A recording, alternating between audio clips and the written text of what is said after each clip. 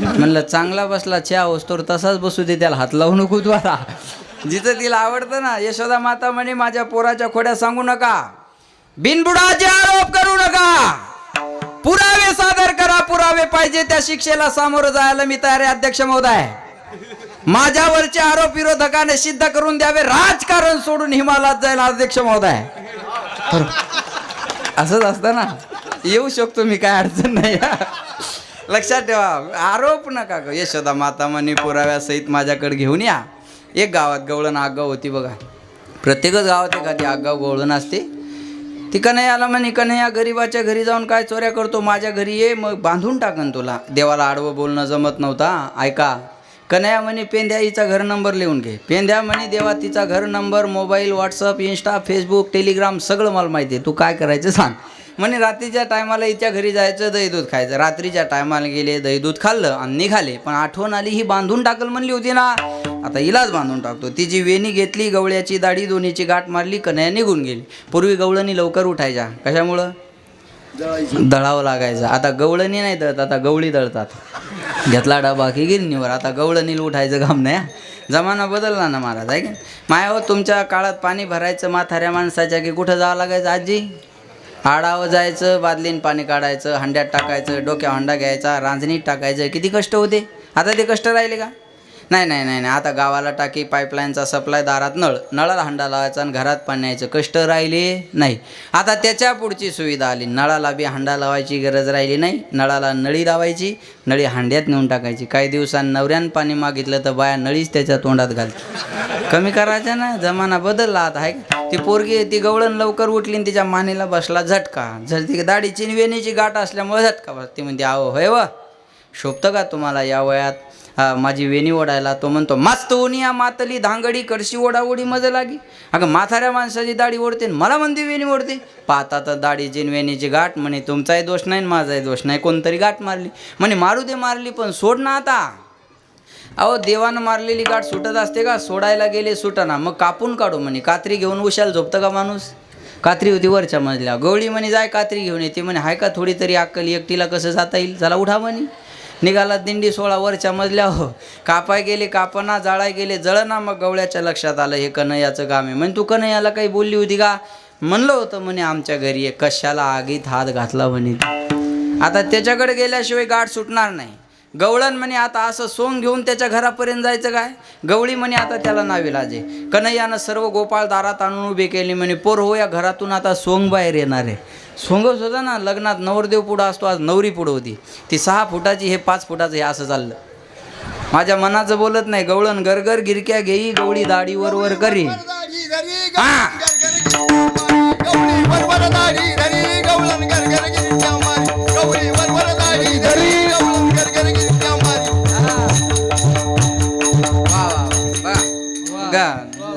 टाळ्या वाजवा त्यांच्यासाठी. चला महाराज म्हणता हा गवळण गरगर गिरक्या घेई, गवळी दाढी वरवर करी. प्रमाण आहे त्याला बघा. पाहता पोरायनं हुर्या केला, नाचायला सुरुवात केली. होय होय होय पोरं नाचायला लागले. ऐका, पोराच्या पायान उडाली धूळ. धूळ गेली गवळणीच्या नाकात. नाकात धूळ गेल्यावर काय होतं? शिंक येते. गवळणीनं आत शिकेलं का मागचा गवळी रपकन पुढं. भांडण नंदबाबाच्या दारात. एवढी गाठ सोडून द्या. आपण मारली नाही म्हणे बाबा. नाही मारली नाही पण सोडून दे. हां तसा असन तर सोडतो म्हणे. ज्यानं भांडण लावलं त्यालाच मिटवाय न्यावं, म्हणजे लवकर मिटत असतं. बरोबर आहे. जे हिशोब विचारतं त्याच्याच हातात वही द्यायची, मग ताणच राहत नाही. बरोबर आहे का नाही? लक्षात ठेवा. कन्हैया गाठ सोडता सोडता गवळणीच्या कानात म्हणे बरं आहे का? लागशील का माझ्या नादाला? म्हणे आता तुझ्या नादाला लागणार नाही. अशा खोड्या केल्या. एक दिवस घरातच खोडी केली. आईच्या मांडीवर होते ना, आईला म्हणले मैया तो को एक बात पूछू?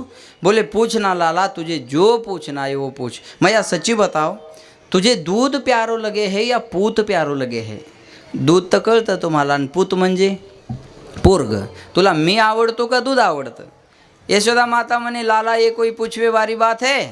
मुझे दूध ना प्यारो लगे है, मुझे तो पूत प्यारो लगे है. अरे मला दूध नाही आवडत वेड्या, मला तू आवडतो. देवानं आईची परीक्षा घेतली. पातेल्यात तापायला दूध ठेवलं होतं. दुधाला इशारा केला या पातेल्याच्या बाहेर. दूध ओतू चाललेलं. यशोदा मातेनं पाहिलं, पोराला दणकन मांडीच्या खाली फेकलं, दुधाकडं पळत गेली.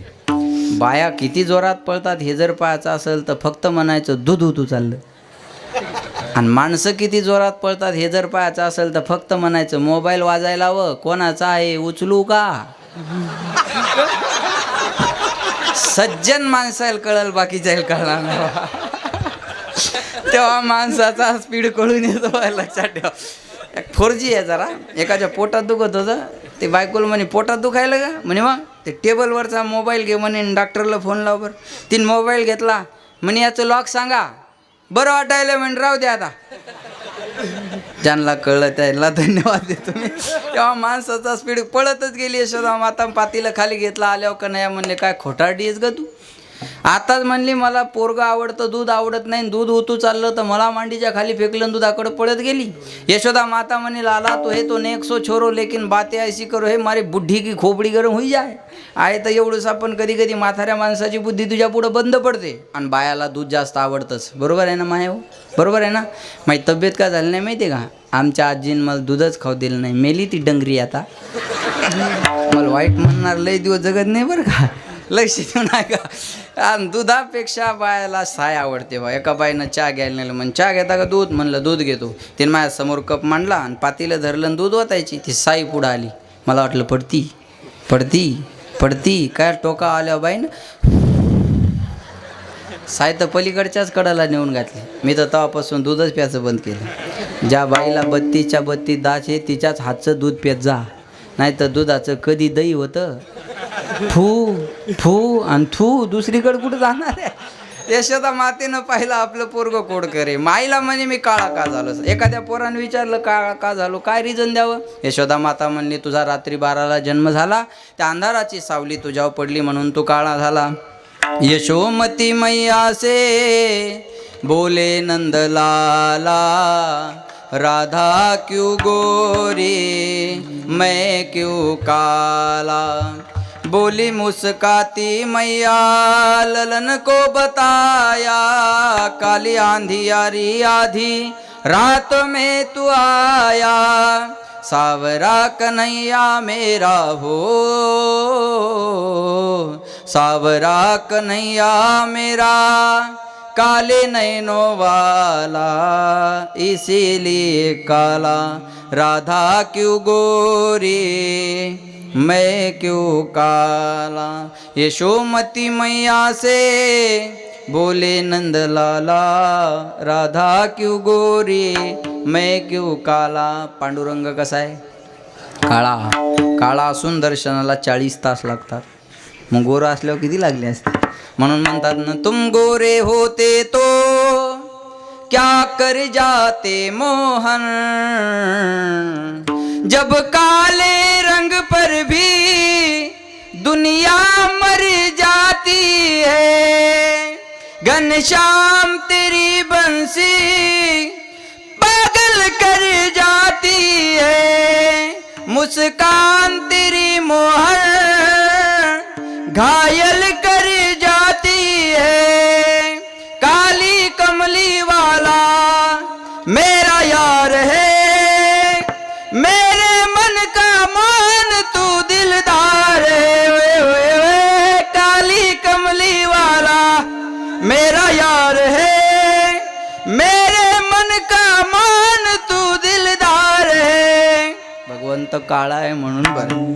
यशोदा मातेनं पाहिलं आपलं पोरगं खोडकर आहे. आता याला घरी ठेवायचं नाही. मग गाई चारायला रानात गेला रे माझा गोपाळ गोंधळी बाला.